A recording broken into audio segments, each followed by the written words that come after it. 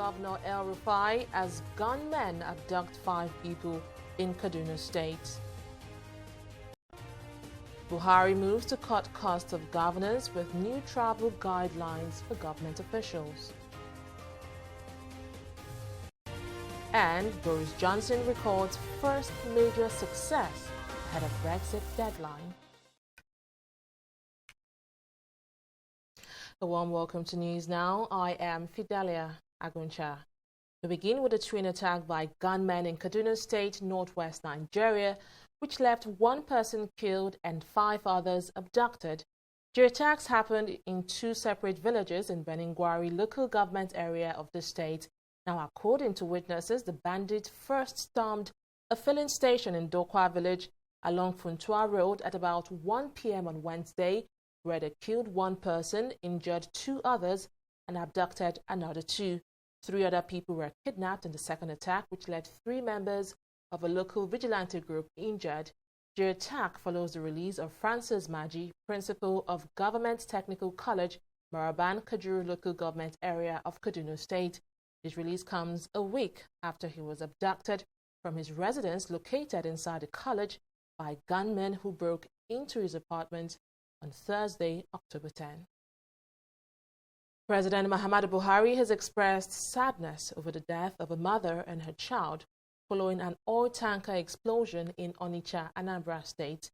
In a statement signed by his senior special assistant on media and publicity, Garba Shehu, President Buhari condoled with the family of the deceased and other victims of the explosion, whose houses, shops, and other properties were destroyed in the mishap.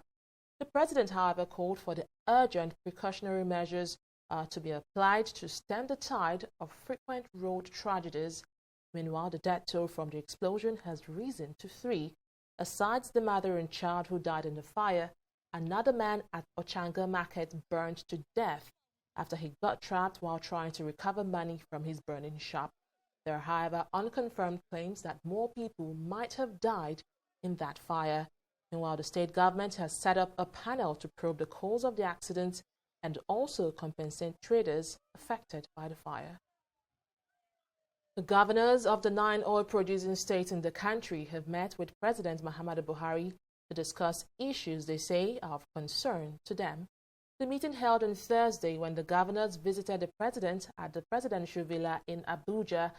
Briefing State House correspondent at the end of the meeting, Governor Seriaki Dixon of Bayelsa State, said the issues discussed bordered on security, economy, and the development of the various states. He said he was happy that President Buhari acknowledged the challenges highlighted and promised to work towards resolving some of them. The governor also spoke about the forthcoming governorship election in Bayelsa State and called for peaceful and credible polls. Also present at the meeting were Governors Ifeanyi Okowa of Delta State, Emeka Ihedioha of Imo State, and Okeze Ikpeazu of Abia State, among others. President Muhammadu Buhari has approved for immediate implementation cost-saving measures to curb leakages and ensure efficiency in the management of government resources, particularly in the area of official travels. A statement from the Office of the Government of the Federation says all ministries, departments, and agencies are now required to submit their yearly travel plans for statutory meeting and engagement for approval before implementation. On the nature and frequency of travels, the statement said all public funded trips must be strictly for official purposes, backed with documentary evidence. It further notes that when a minister is at the head of an official delegation, the size of such delegation shall not exceed 4, including the relevant director, schedule officer, and 1 aide of the minister. For the class of travels, President Buhari approved that ministers, permanent secretaries, special advisors, senior special assistants to the president, chairmen of extra ministerial departments, and chief executive officers of parastatals who are entitled would continue to fly business class, while other categories of public officers are to travel on economy class. Chairman, Senate Committee on Media, Adedayo Adeyeye, has denied knowledge of an alleged involvement of the Senate in secret recruitment in ministries, departments, and agencies of government.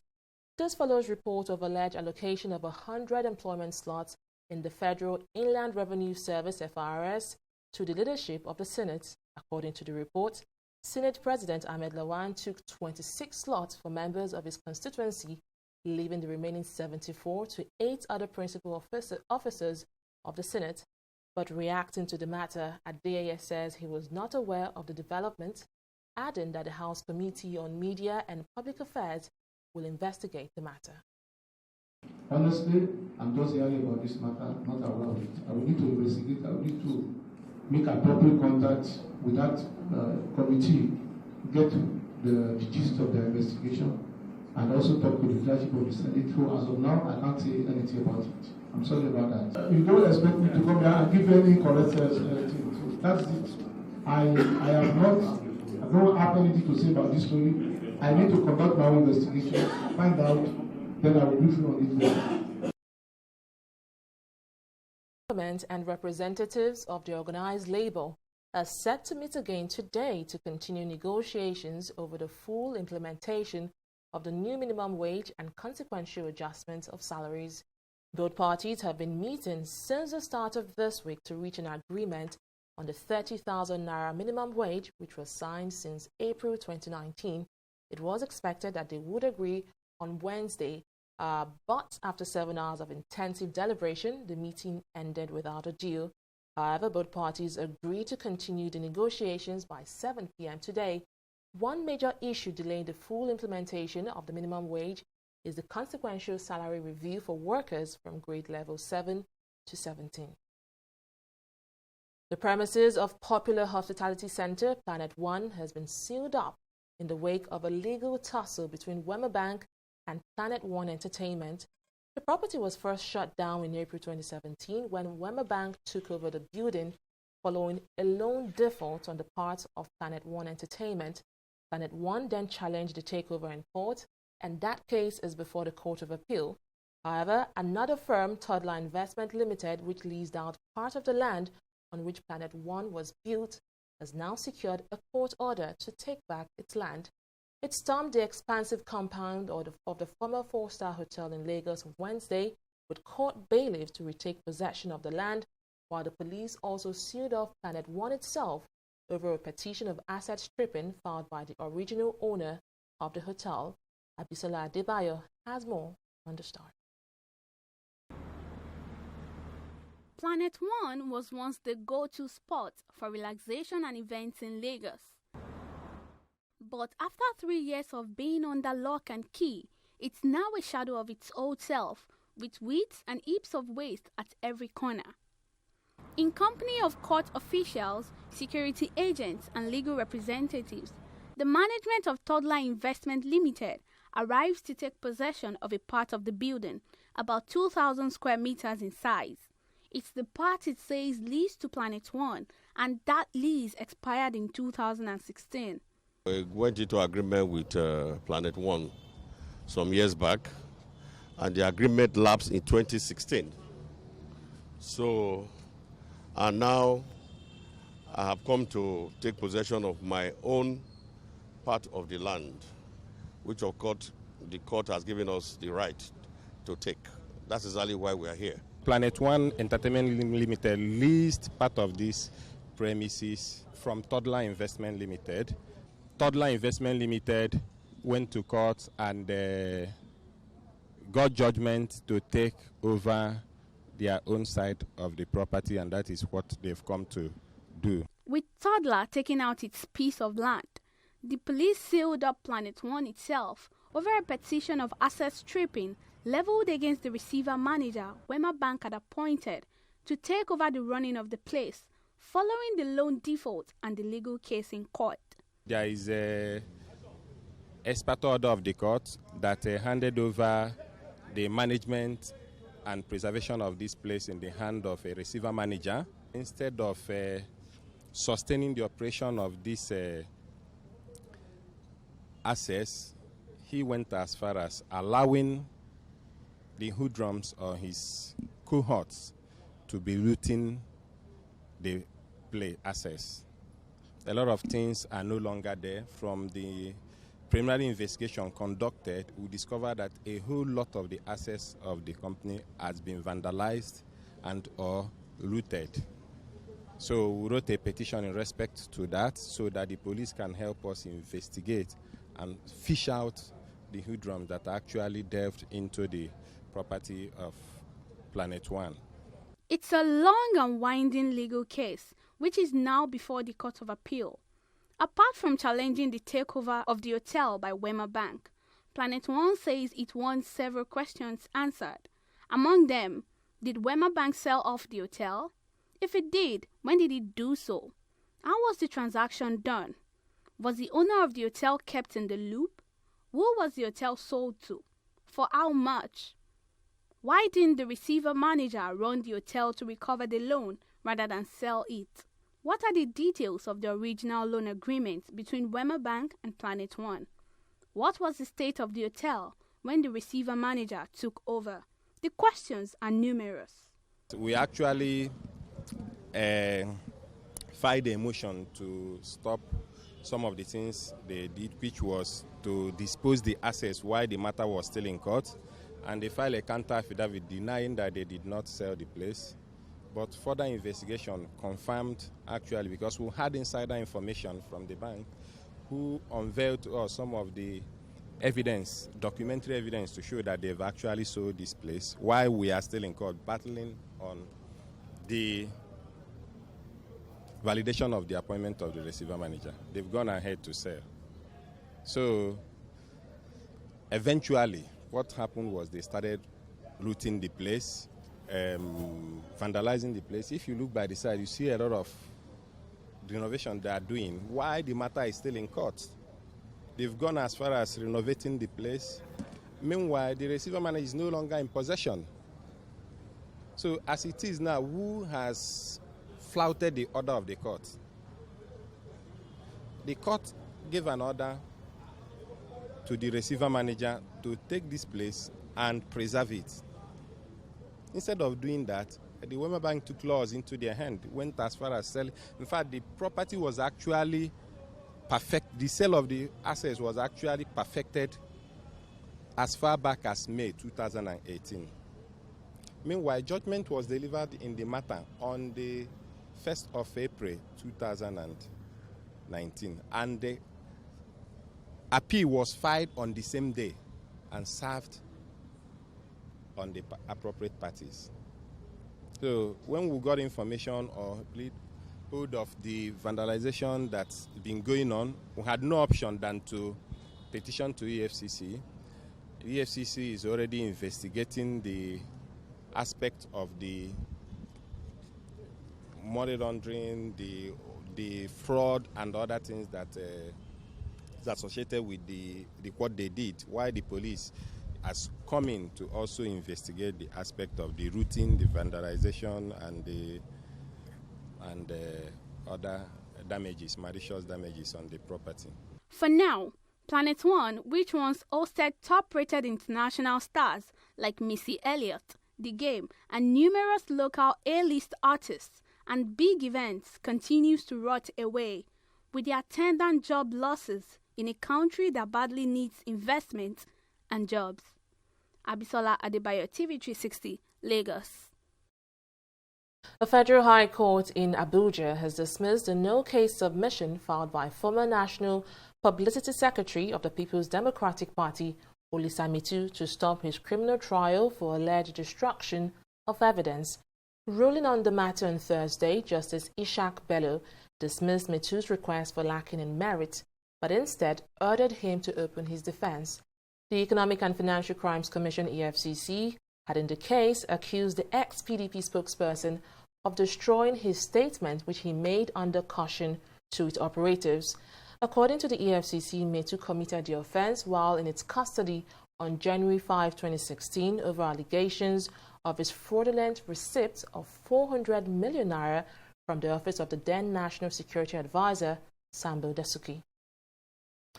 Still on judicial matters, the trial of rights activist and journalist Agba Jalingo suffered a setback on Thursday as the prosecution counsel Dennis Tahemba asked the court to take a short date. Now, this is to allow him file his written response to the issues raised by the defendants in their counter affidavits to his motion to amend the charges.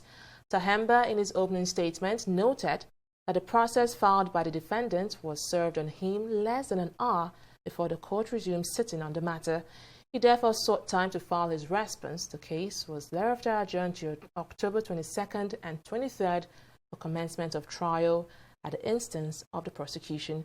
Jalingo is to be remanded in prison custody to the next adjourned date, where he has spent 22 days so far. He is accused of terrorism, treasonable felony, autism, and attempt to topple the Cross River State government. The new Nigerian international passport has been designed to check all forms of identity fraud and other irregularities in the Nigerian records system. Comptroller General of the Immigration Service, Mohammed Babandede, gave the assurance while briefing journalists on Thursday. He says the new passport, which has been rolled out in Lagos and Abuja, will now be extended to Kano State. I'm glad to state that the new passport we roll out in Lagos and in Abuja, which we're going to roll out in Kano, is linked with the national identity number. If you don't have NIN number, you can't get the document. So we have met many personalities, big and small, who have different names, different date of birth from their passport and from national identity number. Today it's not possible when it comes to passport. You have to get the same identity. I think Nigeria should be very proud of this security. There will be no different one person in Nigeria. If we don't do that, Nigeria will not be secure and be prosperous. The future directed by Mr. President is that when we have your NIN number, we will see your identity in all the identity agencies. They will see your passport, you will see your driver's license, you will see your health insurance, you will see everything. Right? Instead of now, which is possible, there are a lot of Nigerians who have different names with their driver's license, different names in their passport, different names with their bank account. This will stop. This is the best investment in terms of identity integration. Civil society groups scaling up nutrition in Nigeria is demanding accelerated progress in eliminating hunger and all forms of malnutrition by 2030 and even beyond. This appeal was made on the occasion of the 2019 World Food Day in Abuja. The group says eradicating the twin bug of hunger and malnutrition requires increased investment and action. There is more in this next report. The world is losing ground in the fight for healthy diet, with global undernourished population surging by 38 million between 2014 and 2017. Latest report from the United Nations says over 149 million children 4 years and below are stunted, with Nigeria and India bearing most of the burden. With these grim statistics, Nigerian governments at all levels have been charged to increase investment in nutrition and fully implement the National Multi-Sectoral Plan of Action for Food and Nutrition. According to the recent Key Indicators report of Demographic and Health Survey 2018, about 37% of our children are stunting, 23% are underweight, and 7% are wasted. About 50% of deaths in children under the age of 5 are linked to malnutrition. This situation calls for urgent and coordinated interventions among stakeholders. Malnutrition is mainly driven by ignorance. Ignorance is one of the killer drivers of malnutrition in Nigeria. People have what they can prepare, and eat, but they don't use them. Some people will trade chicks, sell the chickens, and buy just maize to consume. So they need to know about this. Zero hunger could save the lives of 3.1 million children yearly. Well-nourished mothers have healthier babies with stronger immune systems. Ending child malnutrition could increase developing countries' gross domestic product by 16.5%. Food production or food security, like we said, does not translate to nutrition security unless we make deliberate effort to marry the two. What we want to achieve is nutrition security. But of course, we cannot achieve nutrition security without the food. With the theme of the 2019 World Food Day, Our Actions Are Our Future, Healthy Diet for Zero Hunger World, this civil society group has also charged Nigerians to make adequate nutrition and zero hunger a part of their daily lives by eating more diversified diets, understanding nutrition labels, and being more physically active. News Now will continue in just a moment. Don't go away.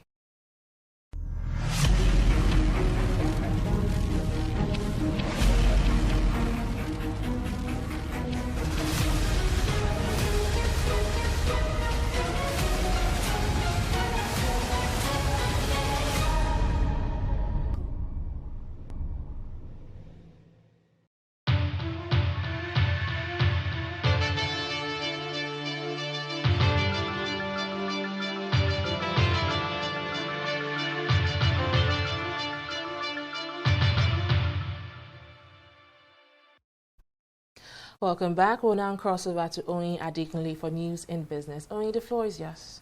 Well, thank you, Fidelia. Nigeria's Minister of Finance, Budget and National Planning, Zainab Ahmed, says the $3 billion loan sought by the federal government from the World Bank would be deployed for reforms in the power sector. She said this during an interview with journalists on the sidelines of the World Bank and International Monetary Fund meetings holding in Washington, D.C., United States. Ahmed, who is leading the federal government's delegation to the meeting, said she would be holding further discussions with the management of the bank to present how the fund would be disbursed for the project. She said based on the plan of the federal government for the power sector, the loan would be used for the development of transmission and distribution networks to enhance the delivery of electricity. Ahmed also revealed that the federal government is considering the introduction of excise duty on carbonated drinks to generate more revenue. The Federal Executive Council has approved the sum of 3 billion naira for the establishment of 2 oil and gas parks in Akwa Ibom State and Bayelsa State. Minister of State for Petroleum Resources, Timpriye Silva, said the parks will support the development and manufacturing of oil and gas tools and also create more jobs in the Niger Delta region. In addition, the council also approved 581 million naira for the purchase and installation of buoys on the River Niger to enhance the safety of vessels, lives and property on the waterways. In some countries, the service sector of the oil industry is sometimes even bigger than the oil industry itself. Unfortunately, in Nigeria, that sector has not really grown so much. So now this administration is really committed to developing the service sector, and that's why the oil and gas parks are being built. These parks will provide a lot of jobs, will create a lot of jobs. We're looking at about 1,000 additional jobs, and of course it will improve the security also of the Niger Delta. The memo that was approved by the Council on behalf of the Ministry of Transportation was the one for the purchase and installation of 300 buoys on the River Niger for the inland waterways. It's actually a repeat procurement.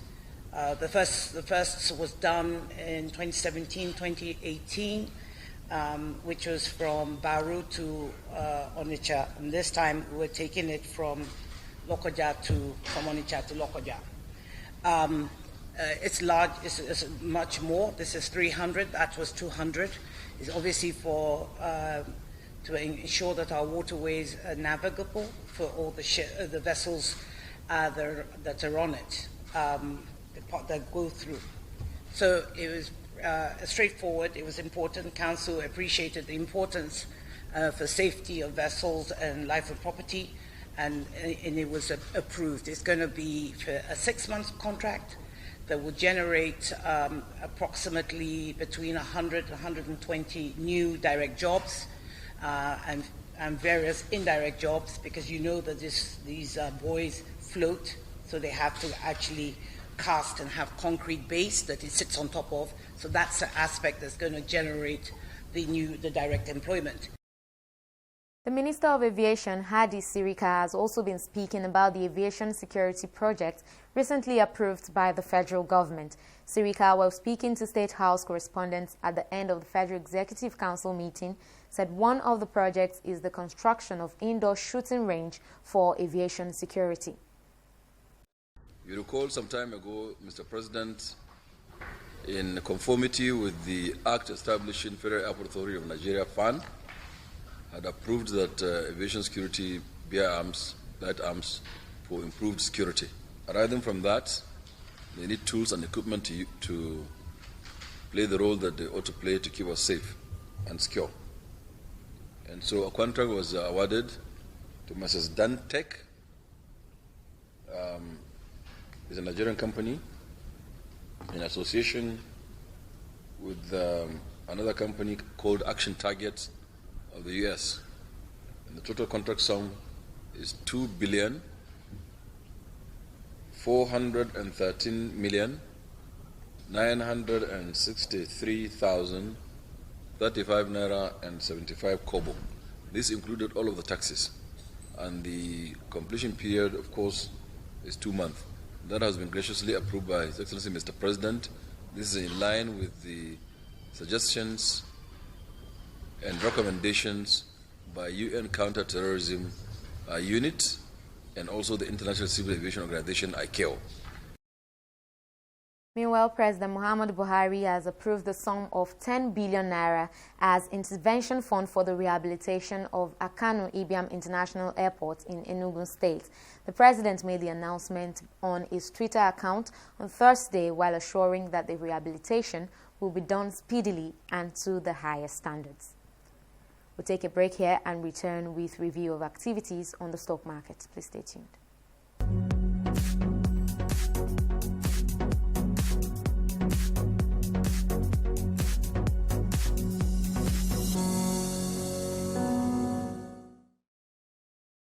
The NSE continued on its free fall for the third time this week. The continued bearish run pushed the all-share index down by 0.06%, while the market capitalization also shed 8 billion naira to close at 12.878 trillion naira.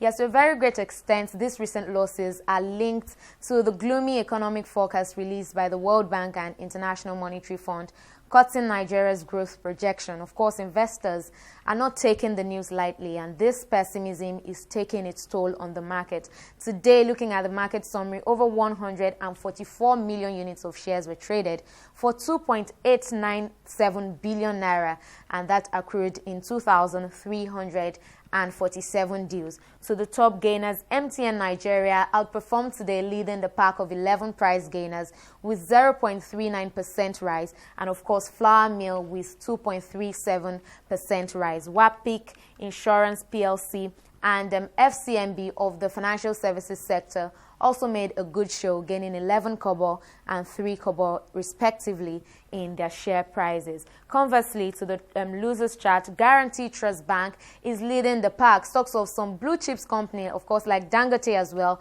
in the Guarantee in the financial services sector, and Dangote we see leading the pack of losers today. UBA and Zenith Bank, of course, also chalked up losses. Actually, it took a nosedive today following bad performances in the trading for today. And globally, let's see what we have. FTSE is on the rise, registering moderate gains after the announcement of Brexit deal.